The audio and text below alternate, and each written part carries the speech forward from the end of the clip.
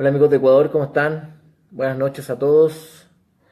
Un gusto poder compartir con ustedes. Hace tiempo que no hacía Facebook Live, pero he vuelto a la carga.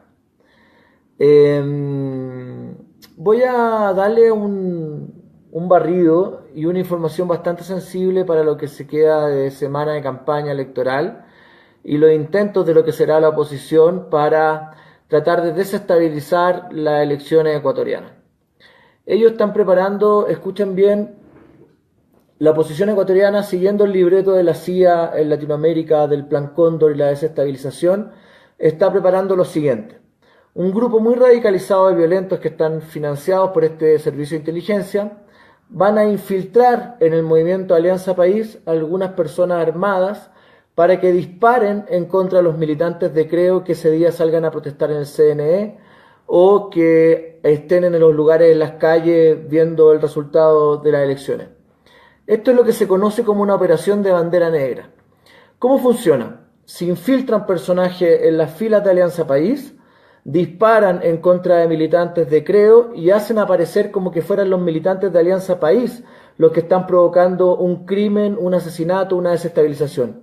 ¿Dónde se hizo esto con mucha precisión? En Venezuela durante las guarimbas, donde hubo una imagen que recorrió el mundo de 3 o 4 personas disparando debajo de un puente. Los medios de comunicación mostraban mucha gente en ese puente, pero las imágenes reales demostraban que no había nadie. Hay que tener mucho cuidado porque ellos ya contactaron a algunos grupos delictuales, tienen financiamiento, les están pagando a algunos delincuentes comunes para infiltrarse en las filas de Alianza País. El señor Lasso no tiene ningún escrúpulo, ya sabe que va a perder y va a buscar desestabilizar el Ecuador de todas formas sin pensar en los límites en la vida de las personas o en el daño que puede provocar. El plan es desestabilizar Ecuador.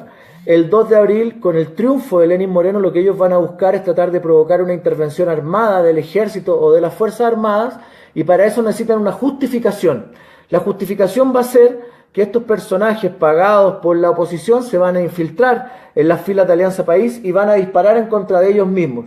Ellos no tienen color político, no tienen ninguna tendencia, son solamente delincuentes comprados por la oposición para tratar de generar un caos y un clima de terrorismo en el país que permita la intervención de los militares.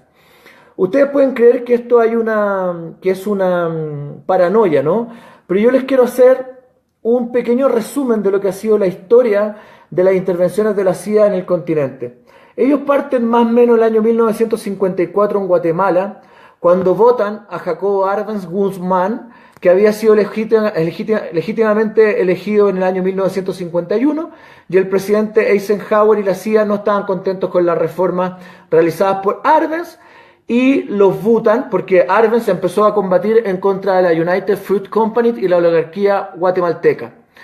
La operación que ellos hicieron fue bombardear la capital de Guatemala y asesinar a líderes campesinos, situación que fue empeorando hasta que estalló una guerra civil que enfrentó al gobierno con las fuerzas opositoras. Se dice que al final de la intervención Arbenz había sido derrocado, más de 200.000 personas habían muerto y los militares tomaron el poder del país. Ellos generan el bombardeo en Guatemala en 1954, votan a Jacobo Arbenz y generan la desestabilización del país hermano, ¿no? Chile, 1970, antes de que asuma Salvador Allende, matan al comandante en jefe del ejército René Schneider. Primera vez que se asesina a un comandante en jefe del ejército, un comando de la CIA, para que Salvador Allende no asumiera como presidente, ni siquiera lo dejaban asumir. Ayer ustedes vieron en la sabatina que el presidente Rafael Correa conversó con el nieto de Carlos Prats, quien fue un general constitucionalista que renunció el año 73, porque las presiones para generar el golpe eran muy grandes en Chile. Él no permitió esas presiones de oposición, de medios de comunicación de oposición, de gente de extrema derecha que buscaban desestabilizar a Salvador Allende. Él renuncia y el año 1974 Pinochet manda un comando de la DINA y de la CIA para asesinarlo y le pone una bomba debajo del auto y lo mata en Buenos Aires. Otros casos, Haití en 1959, en 1957, François Duvalier, conocido como Papa Doc, empezó su dictadura bajo la protección de Estados Unidos. 2 años después, un levantamiento popular amenazaba la estabilidad del control norteamericano en la zona, razón por la cual Duvalier, o Papa Doc como era conocido, con la ayuda de Estados Unidos, creó la Milice Volontaire de la Seguridad Nacional, o MVSN, un violento organismo de represión que terminó con la vida de más de 100.000 personas.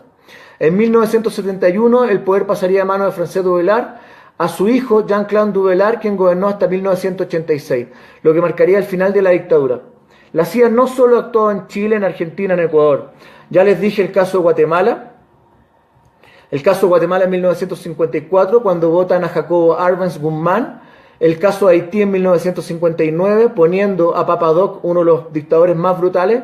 Brasil en 1964, cuando João Goulart, también conocido como Yango, cumplía su 4º año de mandato como presidente democrático en el país carioca. Sus reformas socialistas, especialmente aquellas que tenían un efecto negativo en los beneficios de las multinacionales norteamericanas, llevaron a la oposición de derecha y la Fuerza Armada, apoyada naturalmente por Estados Unidos, a efectuar un golpe de Estado para descabalgar a Goulart. Ya, esto fue, João Goulart salió en 1964. Fíjense todas las operaciones de la CIA que han hecho para desestabilizar a Latinoamérica.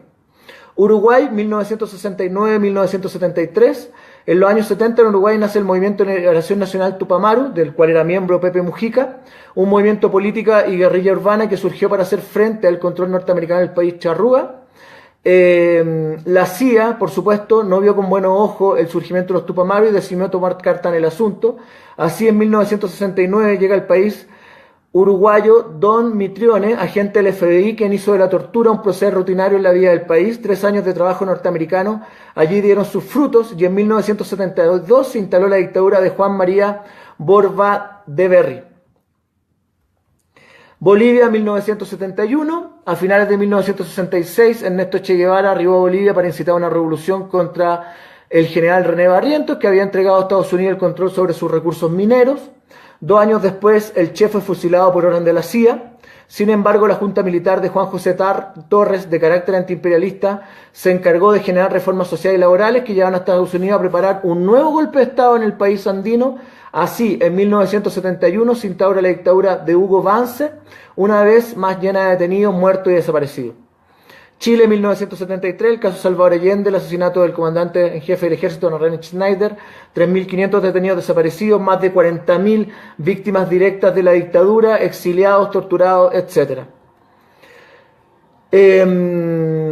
Argentina, 1976, la dictadura más sangrienta de América del Sur, dicen algunos, auspiciado dentro de la inenarrable Operación Cóndor, tuvo lugar en Argentina y fue resultado del golpe de Estado de 1976, de nuevo auspiciado por la CIA. Este golpe sirvió para recabar a la presidenta María Estela Martínez de Perón e instalar una junta militar que se mantendría en el poder hasta 1983. Tenemos El Salvador, 1980, luego de más de 50 años de dictadura entre 1931 y el 81, El Salvador está dividida y controlada por 13 familias famosas que tienen en su poder más de la mitad del país. La CIA empezó poco a poco a preparar al ejército gubernamental, dotándolo de armas y preparándola para una posible revuelta popular. La situación llegó al límite en que la CIA se enteró que jesuitas ayudaban a las masas, los mandaron a matar, pero también le pidieron a Juan Pablo II que hablara con el arzobispo Óscar Arnulfo Romero para pedirle que asistiera con la ayuda al pueblo. Romero se negó y lo mataron durante una misa en 1980. La muerte de Romero fue el preámbulo de una guerra civil en el país salvadoreño que duró más de 12 años y que enfrentó a las Fuerzas Armadas del Salvador contra las fuerzas insurgentes del Frente Farabundo Martí para la Liberación Nacional. Además, este hecho ha sido inmortalizado en varias películas como Romero de 1989. Mataron a un sacerdote haciendo misa en 1980 en El Salvador.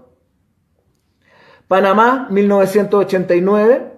En 1983, Noriega, un supuesto agente de la CIA, llegó a la presidencia de Panamá, un país que siempre ha sido de vital importancia para los Estados Unidos. A pesar de que Noriega era fiel a los Estados Unidos, tenía un gran poder como narcotraficante de drogas, y poco a poco el dinero y el poder adquirido lo convirtió en un problema para la Agencia Nacional de Inteligencia, la CIA. Así, en 1989, Noriega se negó a aceptar los resultados de las elecciones en las que ganó el representante de la oposición, Guillermo Endara Galimani. En su lugar, Noriega nombró de presidente a Francisco Rodríguez, uno de sus allegados. Esto dio lugar a la invasión de Estados Unidos a Panamá en 1989, conocida como la Operación Causa Justa. cuyo objetivo era la captura y extradición de Noriega. Estados Unidos consiguió lo que se proponía, no sin antes haber asesinado a cerca de 4.000 personas en Panamá. Perú, 1990, Alberto Fujimori es otro de los nefastos dictadores que llenaron de sangre la historia de Latinoamérica. Este ingeniero llegó al poder gracias a la ayuda de Estados Unidos y al Fondo Monetario Internacional, que vieron la oportunidad de controlar el país y tenían en el poder a Fujimori. Uno de los papeles más importantes en la historia es el de Vladimiro Montesinos, ex agente de la CIA y jefe de servicio de inteligencia de Fujimori, que entre otras cosas aceptó soborno de Andrónico Luksic chileno, que fue manejado por algunos chilenos que encubrieron esta operación. Si se dan cuenta, Estados Unidos, por lo menos desde el año 1940, si no me equivoco, desde el año, déjenme revisar mis anotaciones, por lo menos desde el año 1954, ha generado golpes de Estado y desestabilizaciones sistemáticas en el continente. Había un amigo que me decía que repitiera lo del principio, que dije al principio. La CIA está preparando junto a grupos de desestabilizadores una radicalización del proceso en Ecuador y no aceptar el triunfo de Lenín Moreno el día domingo 2 de abril, para lo cual van a infiltrar a ciertos personajes delictuales para que disparen en contra de militantes de Creo, de la oposición, buscando llenar de sangre las calles ecuatorianas para justificar una intervención armada de las Fuerzas Armadas. Es la única forma que tienen para tratar de evitar que asuma Lenín Moreno. Es un escenario muy parecido a lo que hicieron Allende con el asesinato de René Schneider. La oposición ecuatoriana está desesperada, ya no sabe qué hacer. El día miércoles, el agente de la CIA, Fernando Villavicencio, lanza un libro en contra de Jorge Glass y Rafael Correa y de todo el mundo, justo el miércoles, a 4 o 5 días de la elección presidencial del 2 de abril. Eso también es parte de la operación, están buscando calentar las calles. Fíjense que no ha aparecido Andrés Páez, nadie sabe dónde está Andrés Páez y no sería extraño que estaría en Estados Unidos, en Miami, recibiendo instrucciones para generar esta guarimba estilo ecuatoriano.